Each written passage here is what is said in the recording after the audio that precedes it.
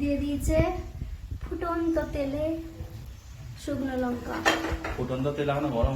আর দিয়ে দিচ্ছে গোটা ওইগুলোকে আগে ভালো করে করো, গোটা গোটা এরকম ভাবে দিয়ে দিও না, ফাটাও। Yo-yo, this is the yo-yo আর বললাম না, prawn কষা। আর বললাম না, যাই হোক আমি তোমাদের বলছি এইভাবে গোটা গোটা এইভাবে দেবে না, এগুলো এলাচগুলো ফাটিয়ে ব্যাপারটা সেটা নয়, ব্যাপারটা হচ্ছে ফ্লেভারের। দেখা যাবে যে টেস্টি করে ম্যাডাম সেসমেস কি বলে। ফাটিয়ে নেবে। This is entirely the question of the last. দারচিনিগুলো এত বড় বড় করে দেবে না। গরম মশলাগুলো, এলাচ অবশ্যই ফাটিয়ে দেবে, আর দারচিনিগুলো অবশ্যই ছোট ছোট করে টুকরো করে দেবে। এরপর পড়ে যাচ্ছে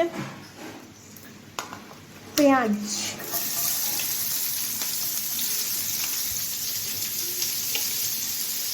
পেঁয়াজ একবার সেই পেঁয়াজ মনে পড়ে গেল, একবার আমাদের গ্রামে একটা ঘটনা ঘটেছিল, পেঁয়াজ ভূত। তো পেঁয়াজ ভূতের ঘটনা, পেঁয়াজ খেলে নাকি মানে মুখ দিয়ে রক্ত উঠছিল বা এরকম। কারো যদি এরকম কোনো গ্রামে এরকম যদি কোনো ইনসিডেন্ট হয়ে থাকে তো জানাতে পারো। আমাদের গ্রামে কিন্তু একবার এরকম ঘটেছিল পেঁয়াজ ভূত। আই থিঙ্ক তোমাদের গ্রামেও হয়েছিল। আর তোমাদের বাড়ি থেকে আমাদের বাড়িটা অনেকটাই দূর, কারণ 4টে ফ্লাইট আছে, 3টে ট্রেন আছে, 10টা বাস আছে, তারপরে টোটো করে মোটামুটি 700 কিলোমিটার। হ্যাঁ, আর বাইরে কোন ভূত বেরিয়েছে এখন? বাইরে রেমাল চলছে, আর এদিকে চলছে চিংড়ি কষা। ভাবে পরিবেশন করার ইচ্ছা আছে যদি গিন্নি আমার স্বাদ দেয় চিংড়িটাকে একটা নতুনভাবে প্লেটিং করার, দেখা যাক। এবং আমি যে এত কিছু গিন্নির জন্য করছি, গিন্নি আমার জন্য কিছু করে না। গিন্নি এডিট করে দেয় না, বাট আমাকে এডিট করতে হয় নিজে। গিন্নির কাজ আমি করলেও আমার কাজ গিন্নি করে না। দিস ইজ দ্য অভিযোগ তুই জনগণ। আচ্ছা যাই হোক, এটা হচ্ছে on the camera jokes part, আর রিয়েল লাইফে সত্যি, কারণ ক্যামেরাটা মাঝখানে বন্ধ হয়ে গেছিলো, আর বুঝতেই পারছো এর মাঝখানে কী কী হয়েছিল। তো আর ডেসক্রিপশন না করে ভালো না, আমার বউ অনেক সাহায্য করে, খুবই ভালো, খুবই মিষ্টি, ভালো। বাইরে যেমন আকাশের মুখ ভার, হ্যাঁ মানুষের 3টে হাত নয়, এই জন্য দেখুন আমার হাত। পেঁয়াজগুলো একটু ব্রাউনি করে ভেজে নিতে হবে।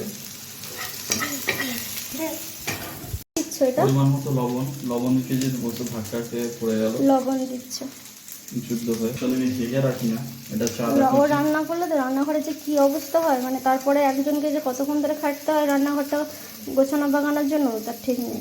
আমি একটু পরিপাটি করে রান্না করতে ভালোবাসি, আর হচ্ছে ছেড়িয়ে ছিকিয়ে। এটা হচ্ছে হলুদ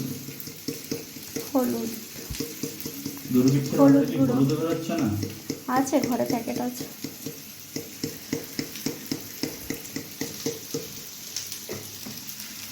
হলুদের গুঁড়ো, লঙ্কার গুঁড়ো। ও কিন্তু সবজি টবরি কিচ্ছু মানে না, ও সবজি টবরি কিচ্ছু মানে না। ও মার সাথেই এখানে ওখানে হাত দিয়ে দেয়, সেই জন্য আমি ওকে রান্নাঘরে ঢুকতে দিই না। এগুলো মানা উচিত। একটু জল দিয়ে মশলাটা ভালো করে কষে নিচ্ছে।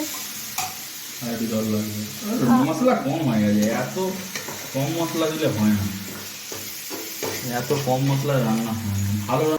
বলো আমার পছন্দ মতো হয়নি মশলা, বলতে পারছি না। আর শেষমেশ টেস্ট করে দেখবো, যদি ভালো হয় তবে রিভিউ, নাহলে নো রিভিউ।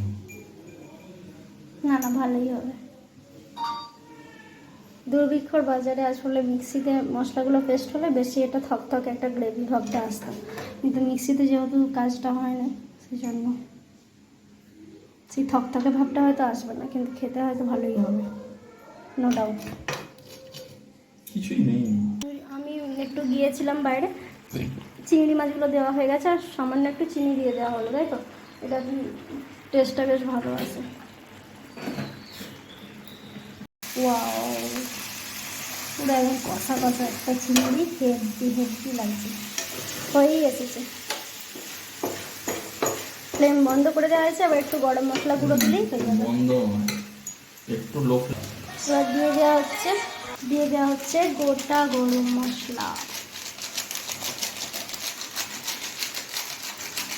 এটা হচ্ছে ফিনিশিং টাচ।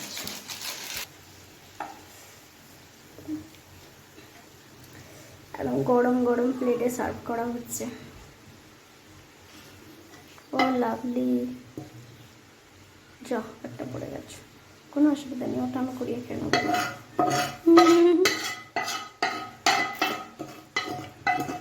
ও লাভলি, সেই লাগছে, সেই সেই জোস হয়েছে।